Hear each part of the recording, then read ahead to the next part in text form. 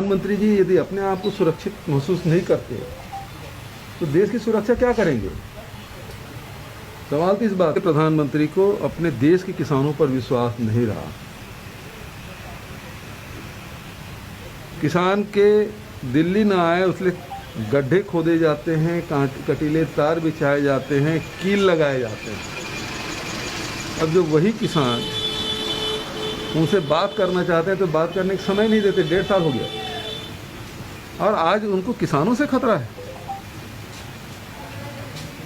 प्रधानमंत्री जी आपको ये तो देश किसानों का देश है और किसान से ही आपको खतरा है। तो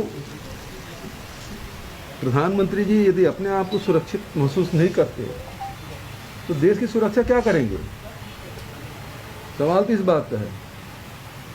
डोकलामा में देख लीजिए, गलवान में देख लीजिए, क्या स्थिति है। लगातार हमारे सीमाओं में अतिक्रमण हो रहा है और प्रधानमंत्री जी चुप हैं। और एक काफिला उनका लौटा जिस रूप से जाना नहीं था, वहाँ गए तो मेरी जान बच गई, इसके लिए धन्यवाद। ये बयान देते हैं, ये शोभा देता है प्रधानमंत्री को। प्रधानमंत्री इसे चुना जाता है कि देश सुरक्षित रहे, देश के लोगों को सुरक्षा मिले, देश की उन्नति और विकास हो। प्रधानमंत्री जी की अपनी चिंता लगी हुई। मतलब ये माना जाए कि देश सुरक्षित है। केवल राजनीतिक लाभ लेने के लिए ये बयान प्रधानमंत्री के द्वारा दिया गया और भारतीय जनता पार्टी मृत्युंजय जाप करके ढकोसला कर रहे हैं, पुतला जला रहे हैं चन्नी का, तो ये केवल राजनीति कर रहे हैं।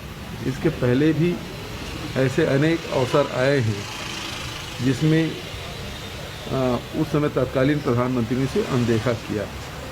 चाहे मनमोहन सिंह जी को काला झंडा दिखाने की बात हो, चाहे वो राजीव जी के एक श्रद्धांजलि सभा में फायरिंग की बात हो, ये सब बातें हुई है। तब भी उन्होंने इसको तूल नहीं दिया था। राजनीतिक लाभ के लिए कोई बयान नहीं दिया गया था। यहाँ तक केवल आप गए, रूट बदल के गए और उसके बाद 140 किलोमीटर आज तक कि कभी मोदी जी बाई रोड गए नहीं हैं, तो जानबूझ के गए।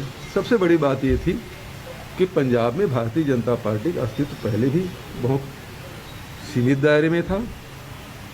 दूसरी बात यह है कि प्रधानमंत्री जी गए, वहाँ 70,000 कुर्सियाँ लगी थी, 700 लोग नहीं थे।